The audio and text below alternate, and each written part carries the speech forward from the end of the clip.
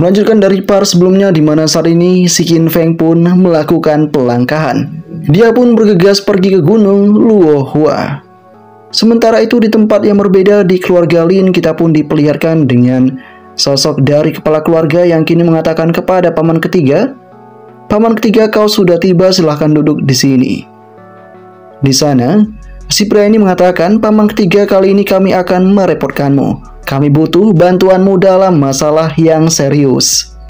Paman ketiga lantas berkata, "Kepala keluarga terlalu memuji, jangan ragu memberi perintah jika ada sesuatu." Paman ketiga ini bernama asli Lin Zhongyu, elementalis tanah bintang 3. Tak lama setelah itu, si Lin Jianhao, kepala keluarga Lin, berkata, "Paman ketiga, seperti ini. Kau pasti pernah mendengar tentang gelombang bis berskala besar di kota Aismon ini kan? Wali kota telah memanggil semua keluarga utama untuk rapat untuk membahas bahan cadangan, rute perdagangan, dan hal lainnya. Agenda ini dipastikan akan lama. Aku tak punya waktu luang." Kali ini, si Lin Jianhao juga meminta kepada Su'er sepupunya untuk memberikannya cincin penyimpanan kepada paman ketiga. Si sepupu paham akan hal itu dan dia bergegas memberikan itu. Sepupu ini bernama Lin Su. Dan di sana juga Lin Jianhao mengatakan, "Malam ini bertransaksi dengan Zhou Changtong, aku hanya bisa merepotkanmu untuk menanganinya."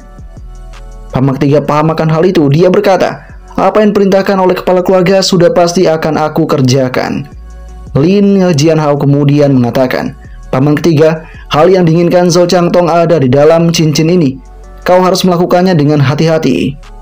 Paman ketiga lantas mengatakan, "Jangan khawatir. Aku tahu hal ini sangat berharga. Aku pasti akan mengurus semua ini sepenuhnya.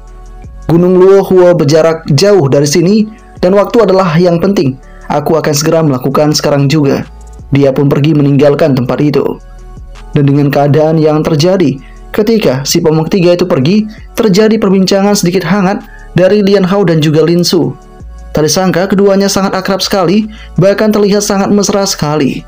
Lin Su mengatakan kepada si Lian Hao apa yang dikhawatirkan. Jin Lian Hao mengatakan, "Saat ini kita mempertaruhkan sepertiga kekayaan keluarga Lin dalam transaksi ini. Kita tidak boleh kehilangan ini semua dan kita tidak boleh terekspos. Bagaimana mungkin aku tidak khawatir dengan keadaan seperti ini?" Sesaat kemudian Lin Su pun lantas berkata, "Paman ketiga adalah kultivator bintang 3 tahap menengah dan dia juga sangat berhati-hati. Menghadapi Zhou Changtong yang hanya berada di bintang 3 tahap awal seharusnya tidak menjadi masalah besar." Kini, Lian Hao mengatakan, "Sepertinya memang begitu, tapi Zhou Changtong itu sangat licik. Baiklah, khawatir tidak akan mengubah apapun. Aku hanya bisa berharap semoga paman ketiga berjalan dengan lancar." Tak lama setelah itu juga, Lin Su mengatakan, "Jika transaksi ini berhasil, Su Yang akan menjadi elementalis dan bakat elemen es, Tian Yang juga akan naik ke tingkat jenius." Dengan mendengar hal yang semacam itu membuat Lian Hao mengatakan, "Peringkat jenius, itu sangat menarik. Di seluruh aliansi selatan, peringkat jenius sangat langka, keberadaan yang benar-benar menggemparkan dunia." Lin Su tahu akan hal itu dan berkata, "Kakak Hao, kau luar biasa. Kami sangat beruntung punya kepala keluarga semacam dirimu."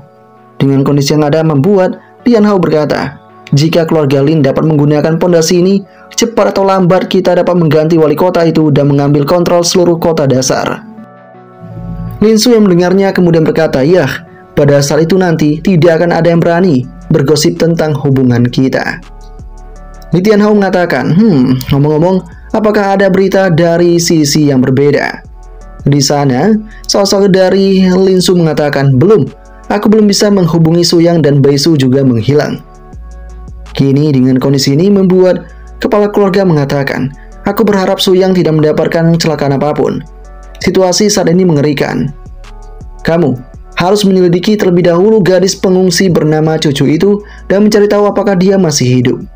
Lin Su yang mendengarnya kini berkata, "Kepala keluarga, apakah kau mencurigai gadis pengungsi itu terlibat dalam hal besar seperti ini?"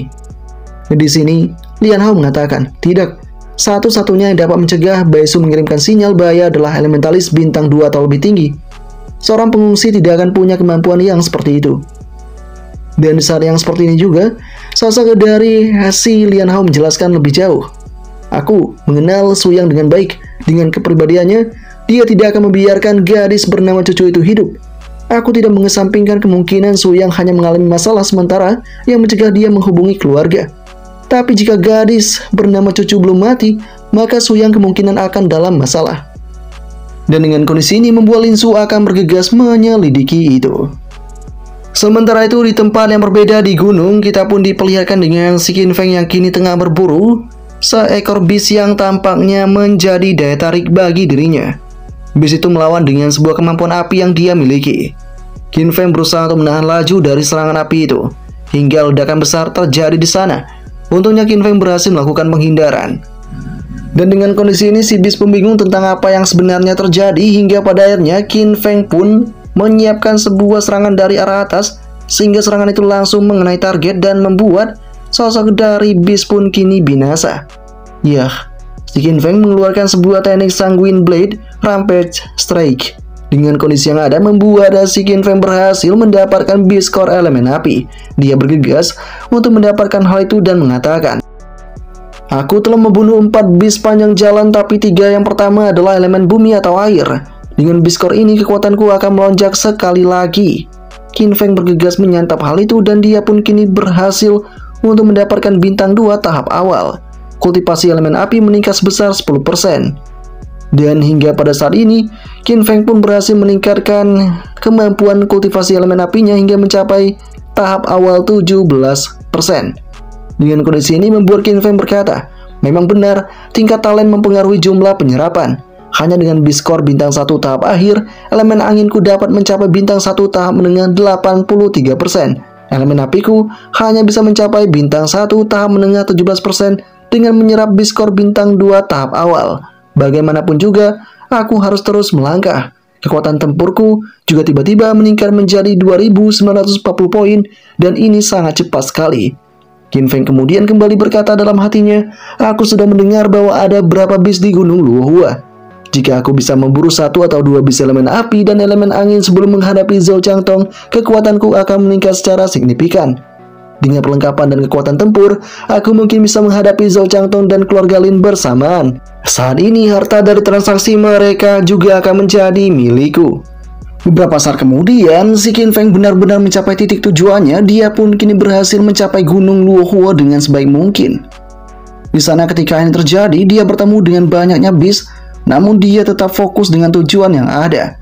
Dari sesi navigasi dikatakan bahwa ada beberapa monster di dekat tujuan, dan sistem navigasi Union Selatan mengingatkan agar selalu tetap aman. Dengan kondisi ini membuat Qin Feng berkata dalam hatinya, baru saja aku memburu bis tipe api.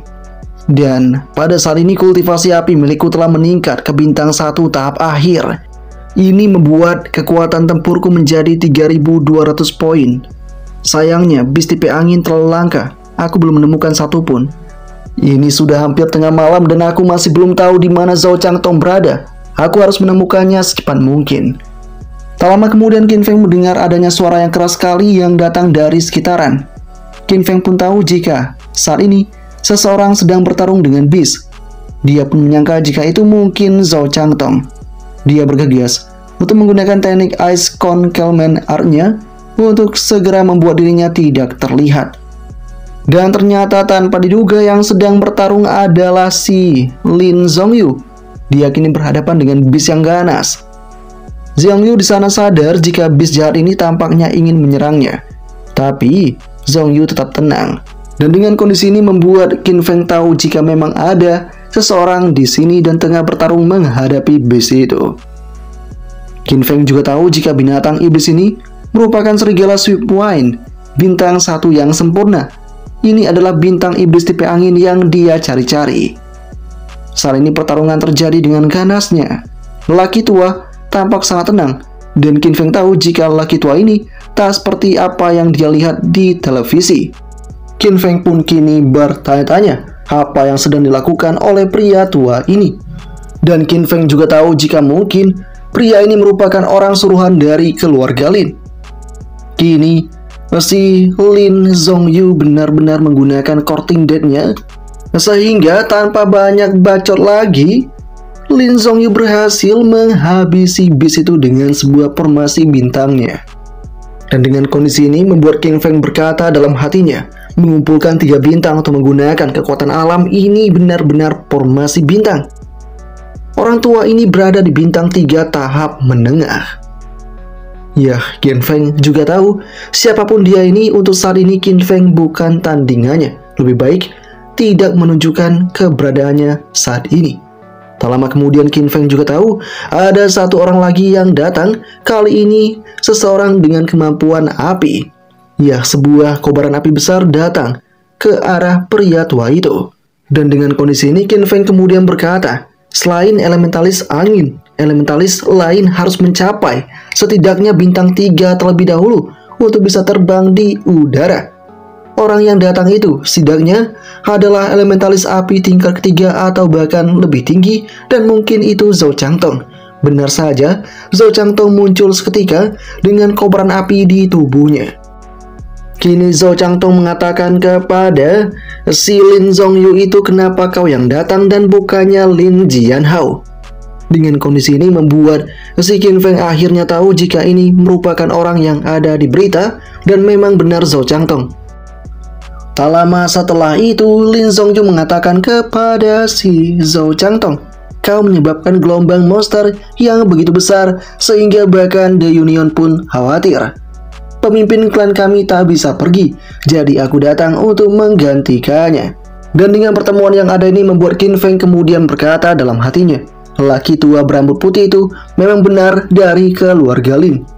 Setelah itu, si Lin Zhongyu kembali mengatakan, Zhou Changtong, aku penasaran bagaimana kau bisa menyebabkan gelombang besar itu.